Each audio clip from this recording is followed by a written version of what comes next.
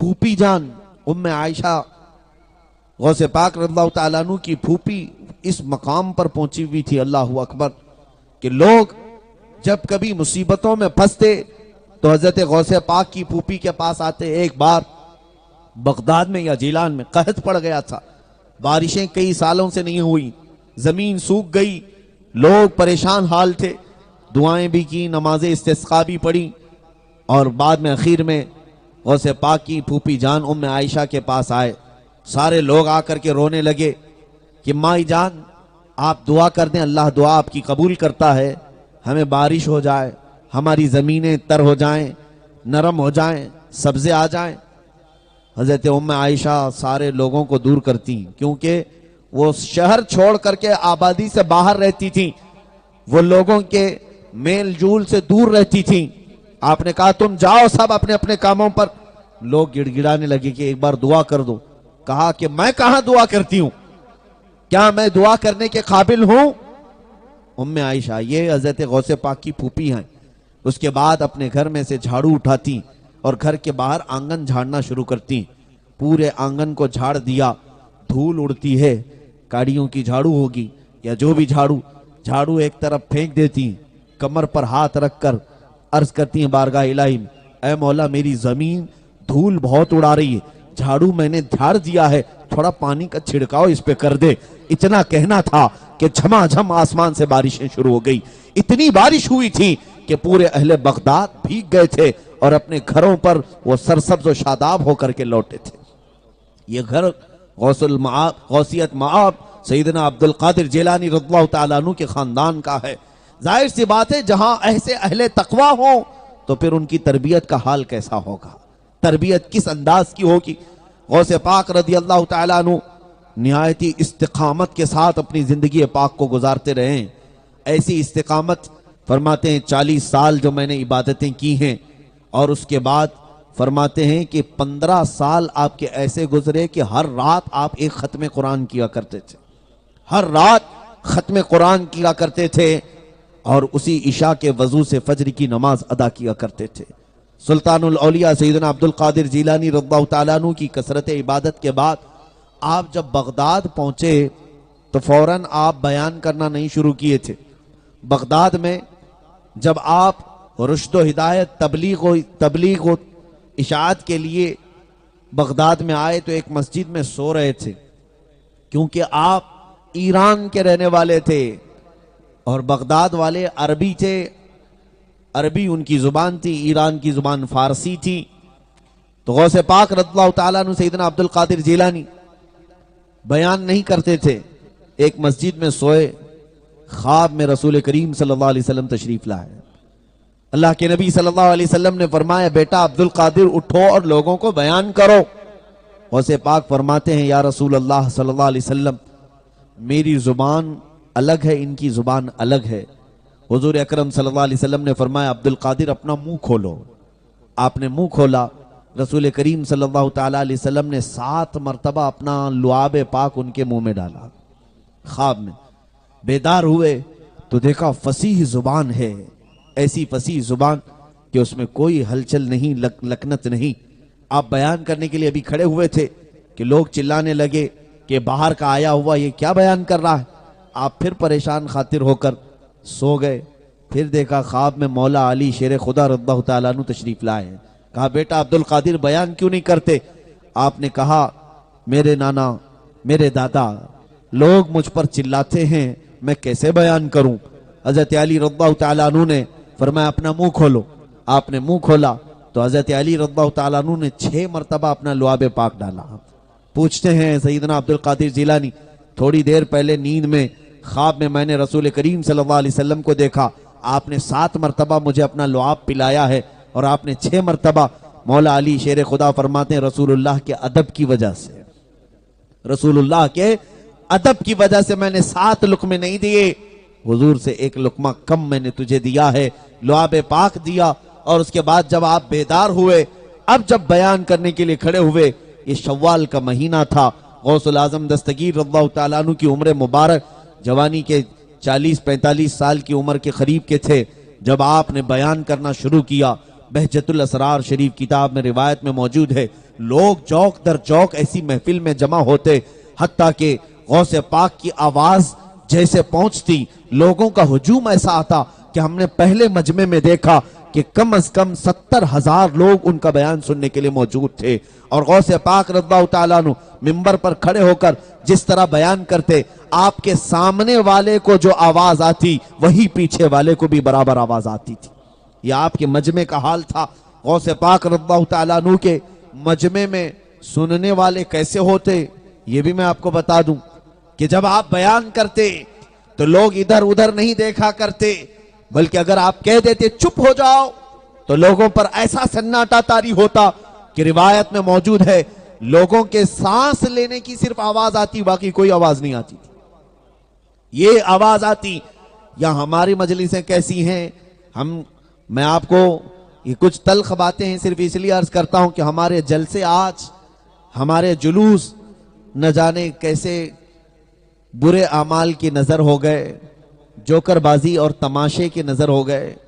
स्टेजों पर कभी हंसी खेल मजाक होने लगा और सुनने के लिए आने वाले ऐसे आते हैं जैसे कोई सर्कस देखने के लिए जा रहे हैं। कोई पान खा करके खड़ा है, कोई गुटके के तंबाकू के थूकते हुए खड़े हैं।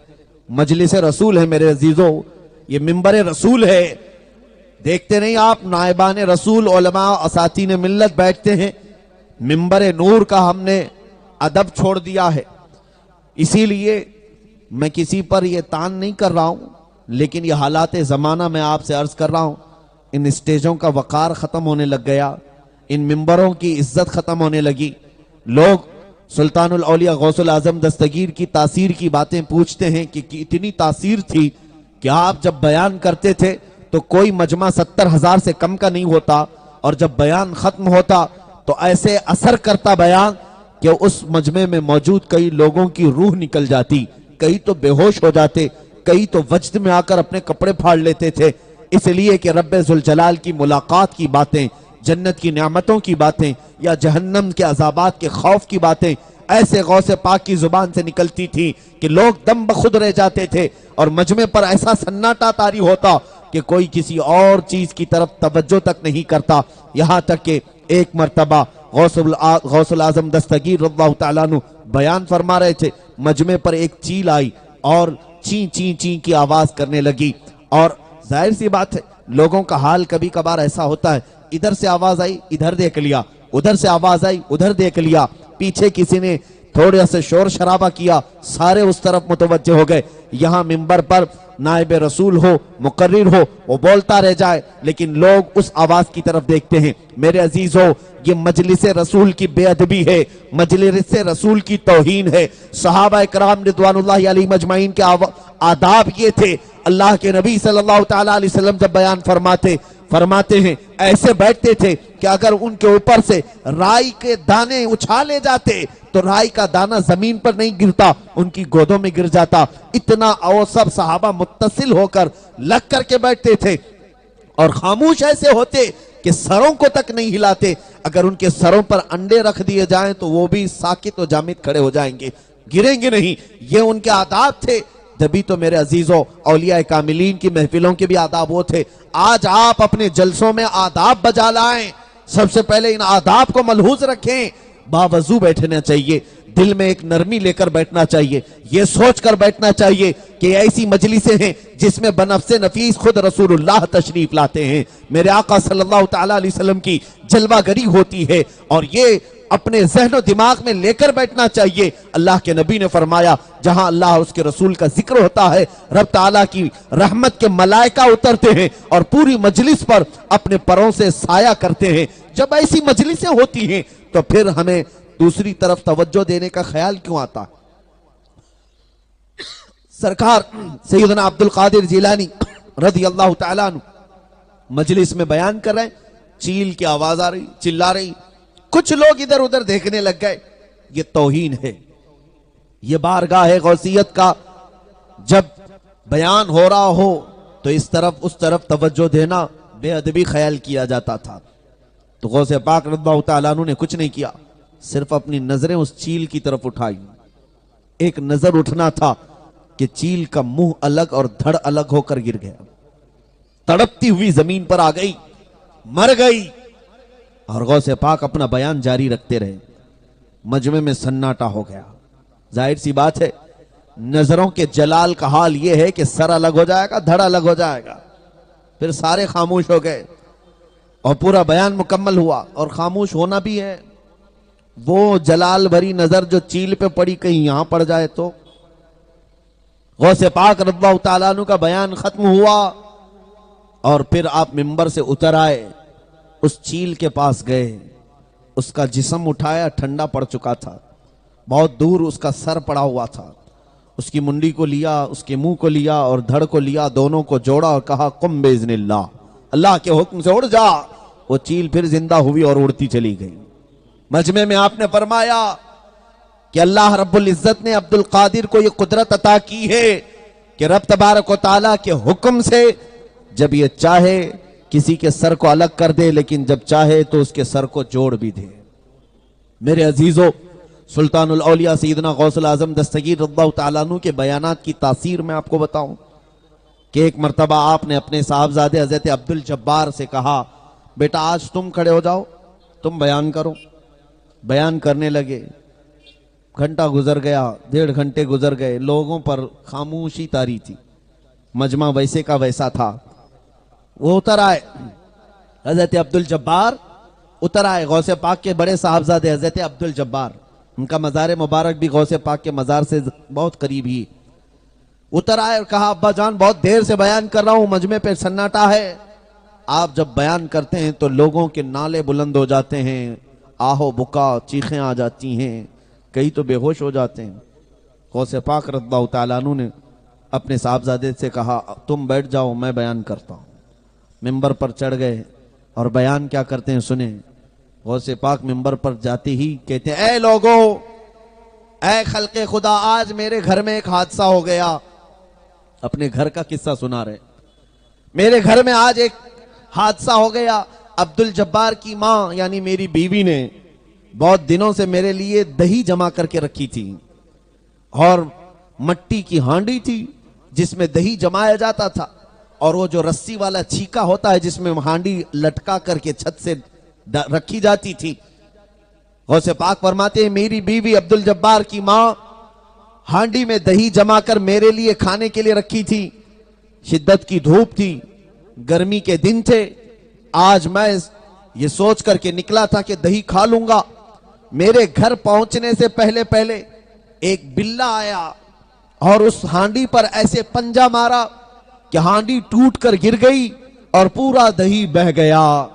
इतना बयान करना था कि लोगों की चीखें निकल गई, रोने लगे, ज़ारो कतार रोने लगे। मुझे बताओ कि इस बयान में क्या रोने जैसा मामला है। गौसे पाक अपने घर का किस्सा बयान कर रहे हैं, हांडी टूट गई, दही बह गया, मैं खा नहीं सका। ये बयान करते ही लोग रोने लगे। अजीजा ने गिरामी, अब मैं उस मजलिस के आदाब समझाऊं।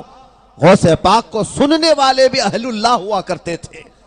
उनके अंदर इल्म इतना आ चुका था उनके बयानात से, वो समझ गए कि सुल्तानुल औलिया सैयदना अब्दुल कादिर जिलानी अपने घर का किस्सा नहीं बयान कर रहे हैं, बल्कि ये हमारी जिंदगी को बयान कर रहे हैं।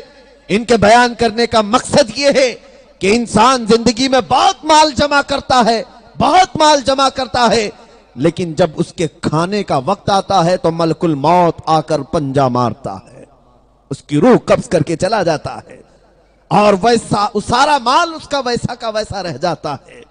जो मेरे घर में हाल हुआ, हांडी दही जो जमा करके रखा गया था मेरे लिए, मेरे खाने से पहले बिल्ले ने पंजा मारा और सारा दही बह गया।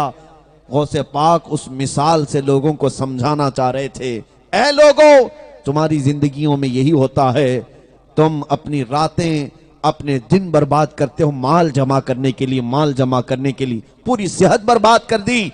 माल इतना जमा हुआ, खाने का वक्त आया था कि तुम्हारी हड्डियां कमजोर हो गईं, बीमारियां घर कर गईं, ऐसे कि सेहत में ऐसी ऐसी बीमारियां, क्या मुझे बताओ अजीजों, वो लोग जो दिन रात कमाते कमाते थक गए, अभी सही से खा भी नहीं पाए थे कि शुगर भी आ गई, बीपी भी आ गई, न जाने कैसी कैसी बीमारियां आई। ये सारा माल शक्कर तक खाने नहीं देता, नमक तक नहीं खाने देता। जिस माल के लिए हमने रात रात भर मेहनत की थी, जिस माल के लिए बहुत मशक्कत स्ट्रगल बर्दाश्त किया था, और वो माल हमें कुछ फायदा ना दे सका। इसी बयान को सैयदना शेख सादी रहमतुल्लाह अलैह ने बड़े प्यारे अंदाज में फरमाया, इंसान की जिंदगी दो ही चीजों पर चलती है कि जवानी में अपनी सेहत तक गंवा देता है माल हासिल करने के लिए, दिन भी नहीं देखता, रात भी नहीं देखता, खूब मेहनत सारी सेहत खराब करता है माल हासिल करने के लिए, और जब माल जमा हो जाता है सेहत अच्छा करने के लिए फिर माल खर्चा करता है, माल गंवाता है। इन्हीं दो चीजों में उसकी जिंदगी खत्म हो जाती है।